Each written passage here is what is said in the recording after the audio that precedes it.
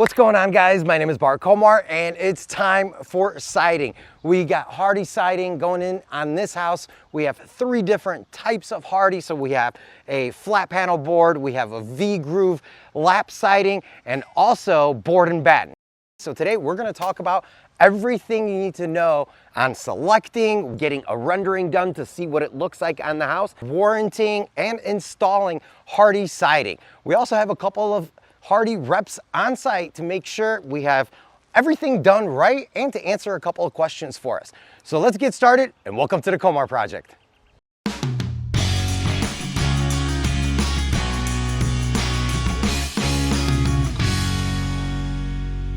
go cut some stairs.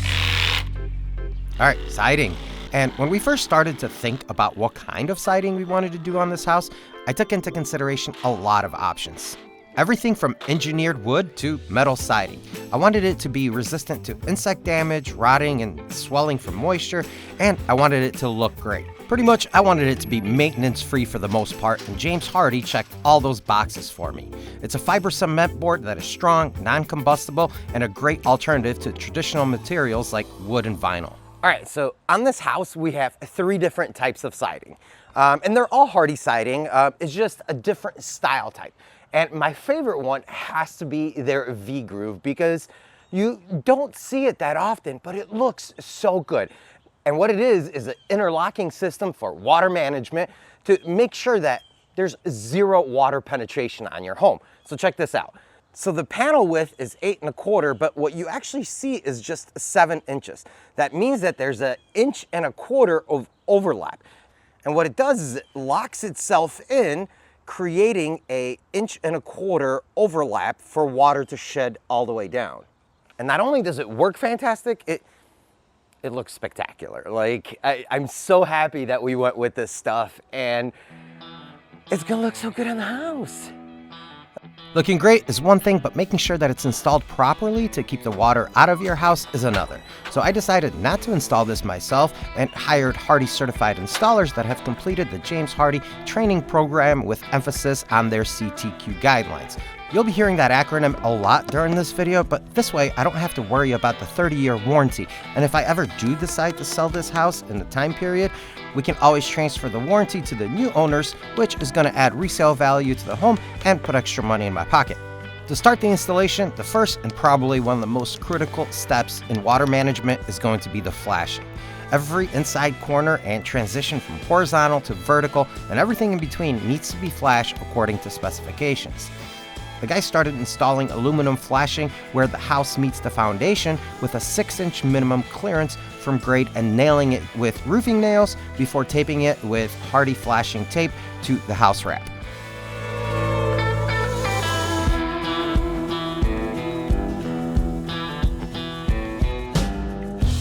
All right, so to start off, what the guys are doing is they're separating the house into 2 sections, actually 3 sections. The first floor is getting a V-groove siding, second floor is going to be board and batten, and then on top of the third, which is just the gables essentially, is going to be the V-groove itself. But in order to transition between those 2 different types of sidings, they're putting in a 4-inch cedar mill trim piece.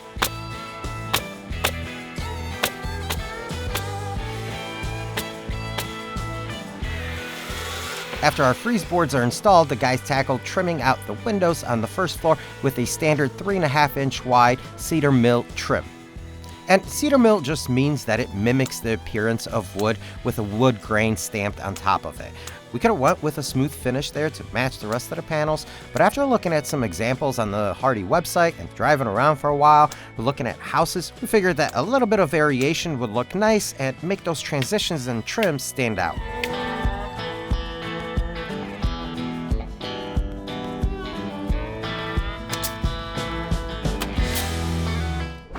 All right, so what the guys are doing is they're installing these taps. For flat areas where everything is nice and straight, they attach these taps. For around windows, sometimes the window's not gonna be flush to the wall or the wall not flush to the window, they don't use these. But when they do have a flat area like around doors or transition pieces or corners, they're gonna end up using these taps.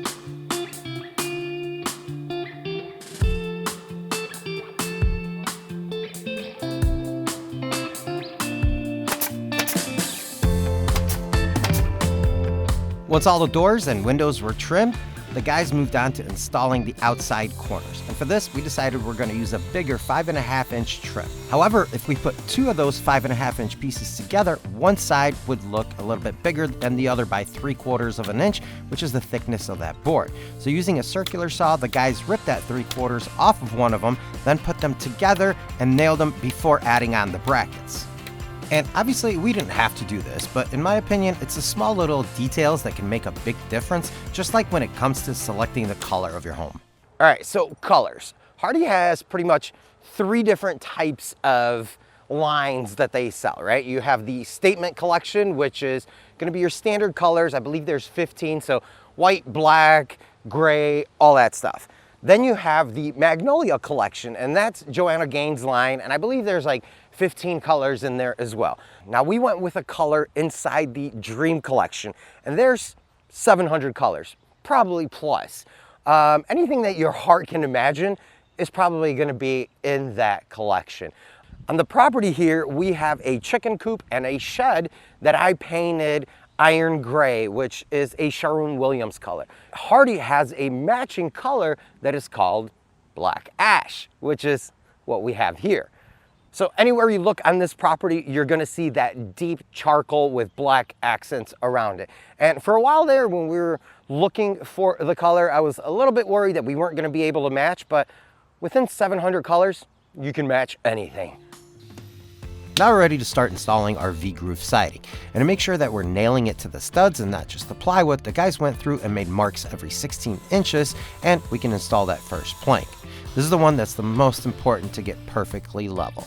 Even though you can make minute adjustments to the plank by shimming it a little bit as you go up the wall, it's just better to get that first one just right and not have to worry about every row moving forward. So the guys took some extra time here to level it out and then nailed it in place using 2.5-inch galvanized nails.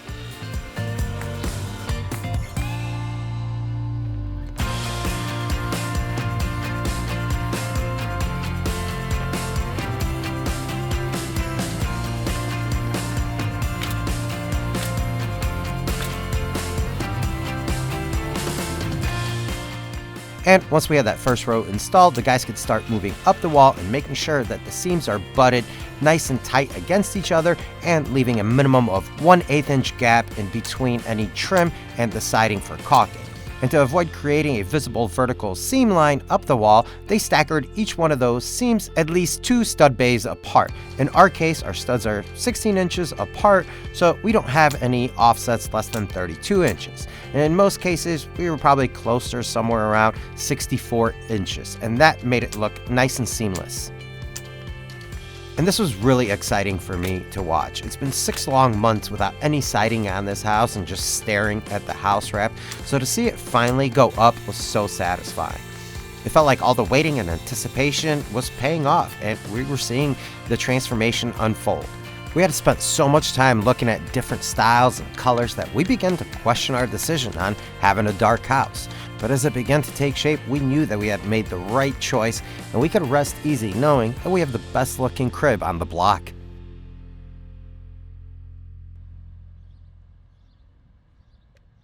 Okay, so one thing that we haven't talked about yet, and you guys have seen it on the walls, are the block penetrations. Those are all the outlets, light fixtures on the walls, and any other penetrations that go through the house to the outside. All those get a piece of trim that is either picture framed around something like a spigot to get it nice and tight around it, or a single piece of trim that has the cutout of that specific penetration. Then on top of that, a custom piece of flashing is made and installed using corrosion-resistant nails and finally taped to the house wrap. This is the same process for trimming out the tops of windows and doors and even the freeze boards, which you'll see a little bit later on.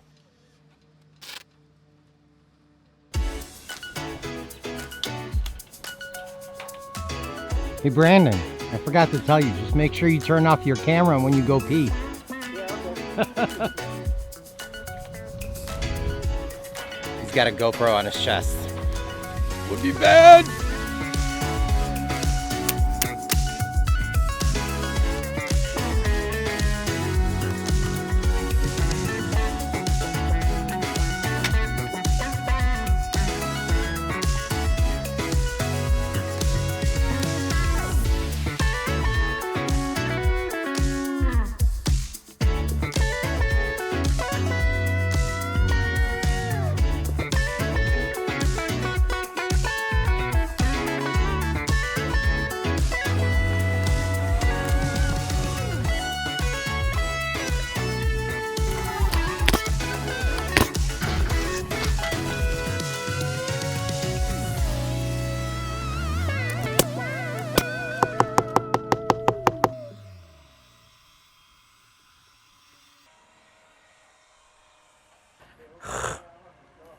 All right, better. All right, so the guys are getting ready to start the board and batten across that second floor.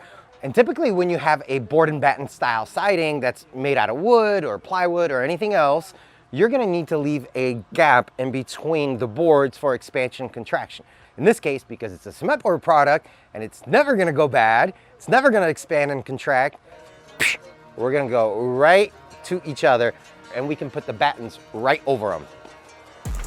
Okay, so here are the flat panels that we're going to be using for the board section of the board and batten design. They're 4x8 sheets and they're 5/16 of an inch thick, and we decided to go with the smooth finish on them.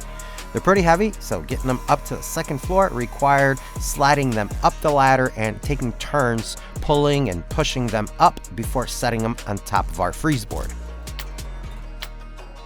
All right, so guys, just installed our first sheet. On top of our transition piece, we have a Z flashing that is taped to our house rack.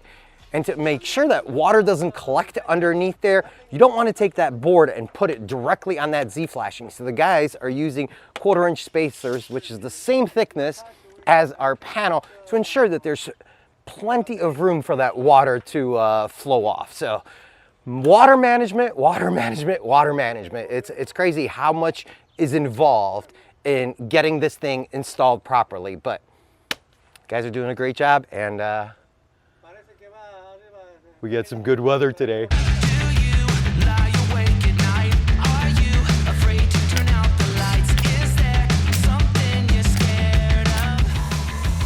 Missed one.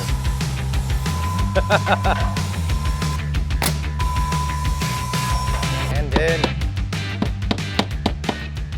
Brandon's up here like it's no joke. Everything is shaking. It's serious business being up on the scaffold. You're not scared? No, I'm not scared. See, he's not scared. See, I'm up here shaking. The whole scaffold is shaking because of me. Bet you can look the other way. Here's one for the broken road. That's the only one you know. You better run out, truth or dare. Get me out, take me anywhere but here.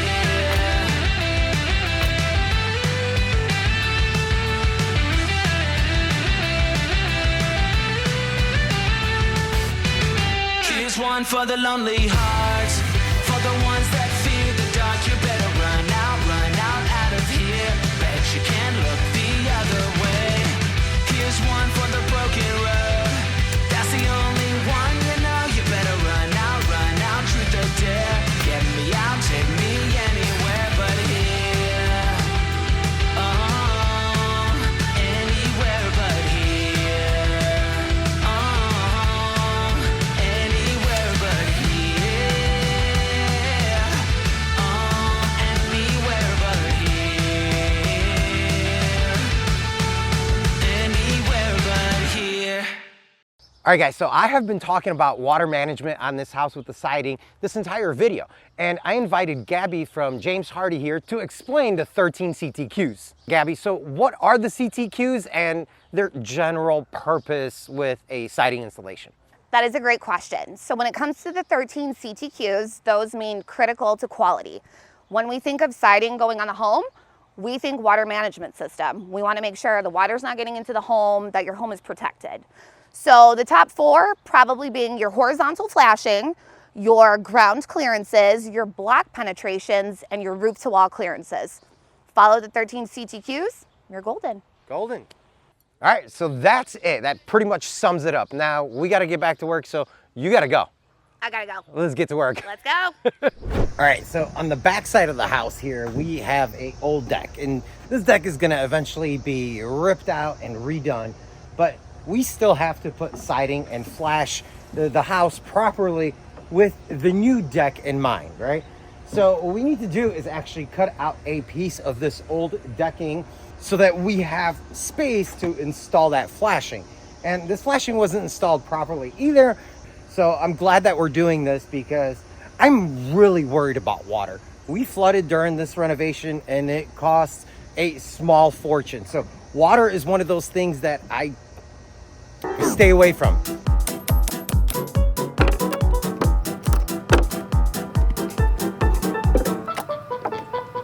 Okay, now I can see why some of our boards up against the house were completely rotted away.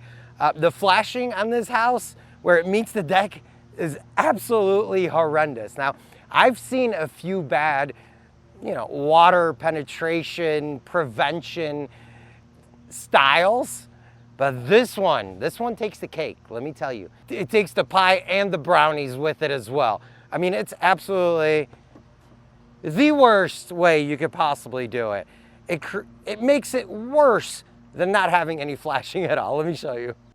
This is the original flashing that was up against the house. Not only did they not overlap any of it, they didn't even tape it to the house, which allowed water to run right behind it. No wonder the entire exterior wall was rotting away on us. Oh, and they didn't even extend it to the end of the house. Guess they just ran out, which would explain why they didn't overlap it either. We're gonna get you.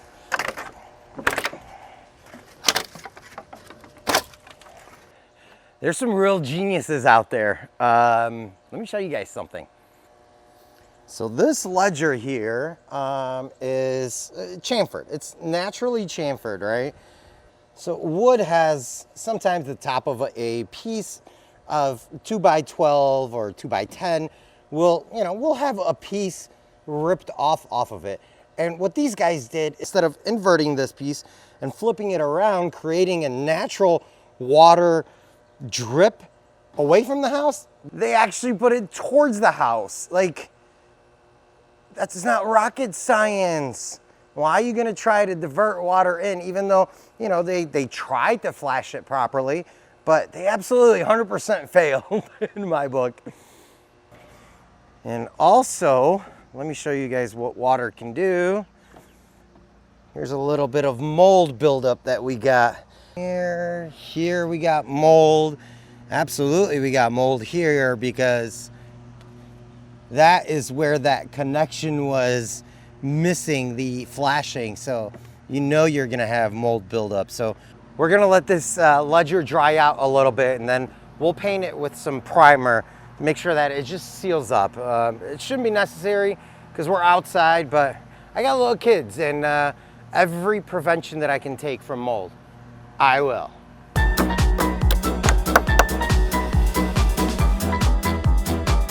After removing that old and useless flashing that was doing more harm than good, I installed a new ledger board for the expansion of our new deck.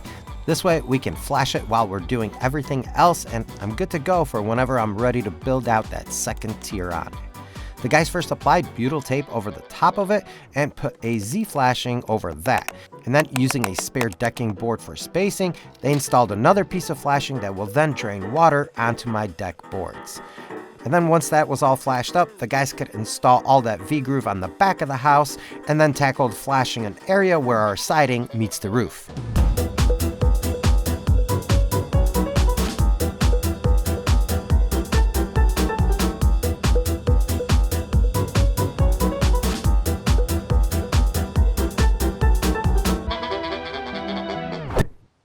Which way? And then go on the roof? Okay. Look at my cool antenna. Sucker. All right, so up on the roof at our highest peak, essentially, we have this really weird transition where it goes from the V-groove to V-groove onto this wall here. So it's essentially like a little knee wall up here. And there's two ways we can do this. We can either put a corner, just like we've been putting on every corner of the house, where you have two trim pieces, or we can get a little fancy and do a 45-degree miter and essentially wrap that corner. So we won't have any trim pieces here. It'll just kind of continuously flow through that corner. Brandon, what are we doing? Miter. There you go.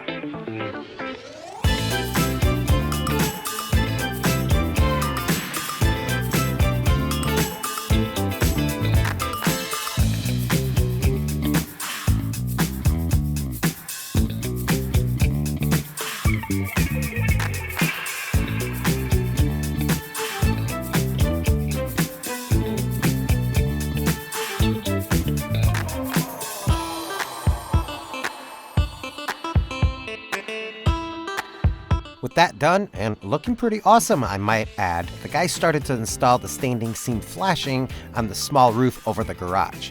I wanted something a little bit different here and decided to do a standing seam metal roof so that flashing looks a little bit different, but the installation process is pretty much the same. And once it's all nailed and taped into place, the guys can begin installing the board and batten on the dormers. For everywhere we have board and batten, I opted out to make the window trim narrow so that you wouldn't have any difference from the battens to the windows. And because they're a little bit thinner than your standard trim, we had to install them over the board and not do trim around windows ahead of time like for every other window. And because we're transitioning back to the V-groove in these little coves, we had to put a thicker piece of trim, so the standard trim on the back side of that cove, so it's thick enough to extend past the V-groove. All right, here's what I meant about the corners on the front of the house, right? So we have our batten, which is 2.5 inches, and then we ripped a piece from our standard trim that's 1.5 inches. So when you add these two together, you have 2.5 inches here, 2.5 inches here, and it looks nice and sleek. Instead of like this here, and then we have this big corner, right? This is your typical Hardie trim corner that we have on the outside of the houses. But now, because we created those smaller pieces, check it out. You can see the V-groove on this bump in and also on the return here. So plus by ripping those smaller pieces right here, we adjust it enough to stick into this corner, giving us a lot more of this surface area to actually visualize. So it's those little tiny details that really do matter when you are designing a house, and that's where Hover comes in. So Hover is really cool, and I'm really glad to be working with them because it's a veteran-owned platform that lets homeowners and contractors create 3D models of any home just by uploading their blueprints. But that's not it. Because most people don't have blueprints for their home, you can just upload a couple of photos of your house and get the same exact model and the reports. We used this program to test different materials on the home and selected the types of Hardie that we wanted to use, and played around with a couple of color options on our brick. We wanted to see if we should paint it dark or if we should whitewash it. You can generate measurements to your contractor or even submit them to Hardie to get a material quote. One option that we took advantage of was selecting our exterior door. We couldn't decide on whether or not we should do a metal style door or wood. And with Hover, we were able to import the actual door into the model and get a rendering, which was very helpful on making that decision and trying to figure out what we're going to do on that bump out on the first floor. On the front of the house, we're doing something a little bit different. So up until this point, you guys have seen the Hardie be used in board and batten and in the V-groove, but on the front of the house, we're just going with straight panels. We're gonna put them horizontally, and between each panel, for water management, we're gonna put a Z-channel, so we're not gonna be using any Hardie trim on the corners, just a metal edge that you'll see a little bit, and it'll kind of give this house an extra little oomph. To get a clean, modern, almost industrial look, the guys started to install Easy Trim from Engage Building Products that works as a drainage system without any bulky trim or sealants. They first installed a channel on the outer perimeter that the Hardie panels will slide into, and for the outside corners, they secured a receiver piece that serves as a backing to the matching cover trim that will snap into place once the Hardie panels are installed. It's a really cool system that allows us to have those clean lines and make the bump out stand out from the rest of the house. We even changed the color of those panels from black ash to jet black just to be a little bit more of a dramatic look. And Engage were able to match all the colors for their components. Sometimes when you do renovations, you want, black trim, and you tell your contractor, okay, I want black, but there's so many variations of black. So being able to match the exact jet black that Hardie provided was a big deal. And the same thing goes for our fasteners. These are stainless steel screws from SFS Group, and again, the heads on them were color matched to our exact panels. This is why I love working with Hardie.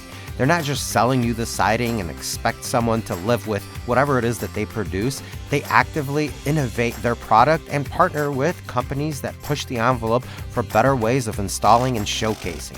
they're fully invested in the experience from design to durability and the aesthetics.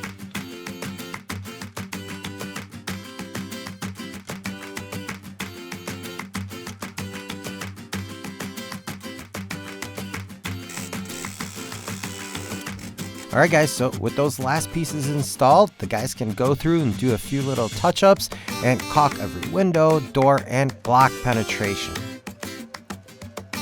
And with that, this experience is a wrap.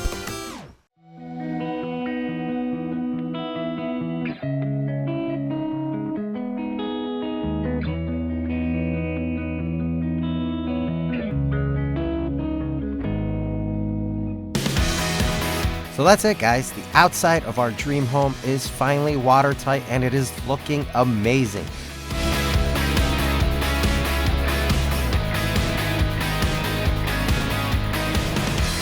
We love how the dark color against the wood accents makes this house pop.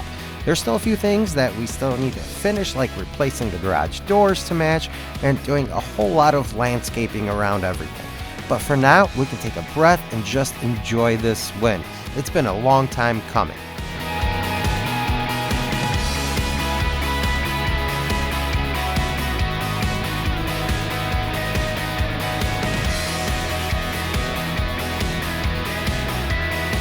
If you guys want to learn more about the siding on this house and all the other products and services that we took advantage of while working with James Hardie, check out the description below for all of the links.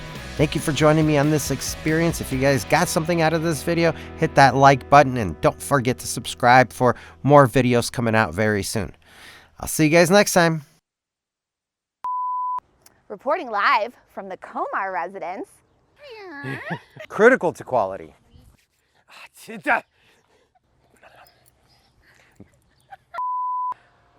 The boards are gonna go.